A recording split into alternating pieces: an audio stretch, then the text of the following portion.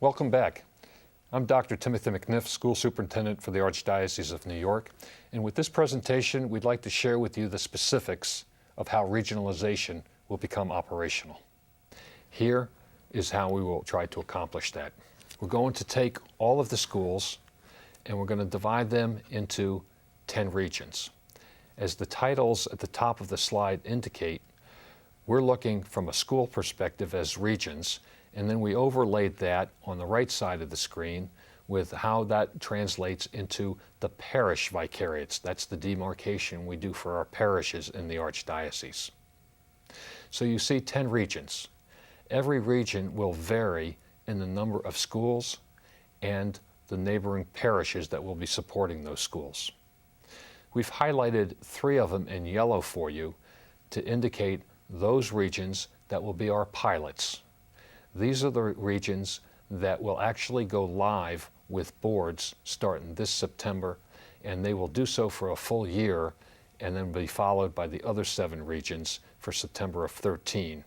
The last region is somewhat of a hybrid, and we're delighted to be able to continue a relationship with the wonderful philanthropic individuals and organizations that have helped us in the inner cities over the many years, who have expressed an interest that want to help us with the management of these schools. And the Partnership for Inner City Education is going to take managerial control of a number of our inner city schools in Manhattan and in the Bronx. For each of these regions, this is what the governance structure will look like with the graphic that's on the slide in front of you. The Archdiocese, while it's going to share responsibilities for these schools, remains committed and engaged in the ownership of these schools. And that is indicated by a 2-tiered board. The top tier is what we're calling our members, the members of the corporation. They consist of 3 individuals: the Archbishop, the Chancellor, and the Vicar General. These are individuals that will be overseeing the school system, but at a larger level. Underneath them are our Board of Trustees. Here, these individuals will be comprised of our pastors and the laity that will be asked to join them. In my words, we give them the keys to the car, and we ask them on an annual basis to oversee the operations of the school. To support their efforts, a paid individual will be created that we're calling a business manager, who will help the board in terms of all the initiatives that they will be enacting to make sure that they come to fruition. One of the more significant components of this governance structure for each region is the box at the bottom of the screen, which we're calling our regional office. These will be comprised of archdiocesan employees who will be both educators and finance individuals. They will be the ones interacting very closely and on a daily basis with our schools and our school principals to make sure that we're continuing to provide excellence to the children. In addition to the regional office, we're continuing to surround all of these schools with other resources that will be coming from my office, the superintendent's office, and from the director of parish operations for financial support. And the boxes on either side of the slide indicate some of those support we'll continue to give those schools. If you were to look at this board structure from a job description, the board of members maintain the authority to approve all board members, dismiss a board member if necessary, approve the bylaws for each of these regions, and although the slide does not indicate it, what is also reserved for the members is if an individual board for a certain region were to make any decisions of significance, a school closure, a merger of 2 schools, creating a middle school, or how about adding a new school. Those types of decisions still have to be vetted by the Board of Members before it gets final approval. The Board of Trustees is really comprised of a series of committees. The top committee, and the one that will be meeting very frequently, is the Executive Committee, again comprised of pastors and lay people, but they will be supported by an array of subcommittees that you see also on the screen. And this is where we will continue to add even more laity and bring their expertise as it relates to facilities management, to finances, to marketing, and the Catholic identity of our schools. The composite of these boards is going to vary based on the region and based on the number of schools and parishes within a region. The minimum size of a board would be 15, as this chart indicates, the maximum 29. And what is important to note is that to make sure that our clergy remain active and engaged in these schools, every board for every region has to have a majority of pastors on there, as that chart indicates. Here's what we believe are the benefits for regionalization. We're looking for a different way to make these schools sustainable and financially sound.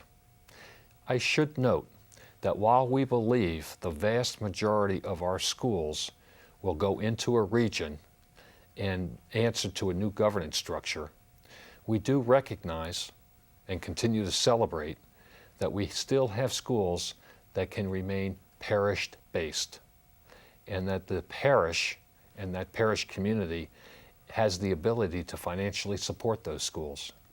In those situations, we will allow these schools to remain parish-based, maintain the tradition that we've had for schools in this type of a governance structure, and they would not have to fold into a region. The biggest and most important challenge that we have going into this regionalization is the boards, and to make sure that we get the best possible and committed people, which we know we will do. And it will be the training of those boards. So for the 3 pilot areas, we've already started the recruitment of those board members, and starting this January, an intensive training process over a period of 9 months will continue, so that when we go into September of 12, they will be positioned and ready to take ownership of their piloted regions. In January, we'll start with an overview of their region and what schools are comprised of their regions. When we move into this phase 2, we will work with these boards to make sure that they no longer now are responsible for just one parish school, but they have now the responsibility of all of the schools within their region. And when we get to the final phase, this is where we'll bring all of the members in from the subcommittees so that we can start to teach these boards what it means to create a budget, to approve tuitions, and what are important school programs that have to be maintained and sustained in the schools. The timeline is what I believe I've indicated before. This fall, from September through December, 42 presentations will be made throughout the entire Archdiocese via our town meetings to make sure that not only our school community, but all parishioners in the business community understand what is trying to be accomplished with Pathways to Excellence and our new regionalization concept. The 3 pilots of Staten Island, Rockland County, and then Northwest and South Bronx will have board members that are trained. They will go live in September of 12. And for the other 7 areas, they'll follow the same suit at a different time frame, and they will go live in September of 13. I'd like to share 2 sentiments with you. The first sentiment is that we should all agree we cannot remain status quo. Too many schools have closed in our Archdiocese in addition to the entire country. And again, I would submit to you, it is not a reflection of what is happening in the classroom. Our own test scores in the Archdiocese bear proof to that. We do not have a business model that is sustainable for most of our schools, and we need to move in a different and a more bold direction. And while it's bold, I believe it is really more a matter of the heart than anything else that will allow Pathways to Excellence to be successful. It has the ingredients by inviting laity in and by asking for and encouraging new monies to come into our system to make the schools strong and sustainable. But at the end of the day, do we have the will and do we have a matter of the heart to make these schools work? I thank you in advance for your heart and your enthusiasm in supporting Pathways to Excellence. Thanks for listening, everybody. I hope you agree it's not an exaggeration to say that, well, the Archdiocese has recently taken some rather important steps in the history of the Archdiocese when it comes to ensuring that our Catholic schools are going to be here for generations to come. We're responding with bold new ideas and concepts. We can't do business as usual. It's just not working.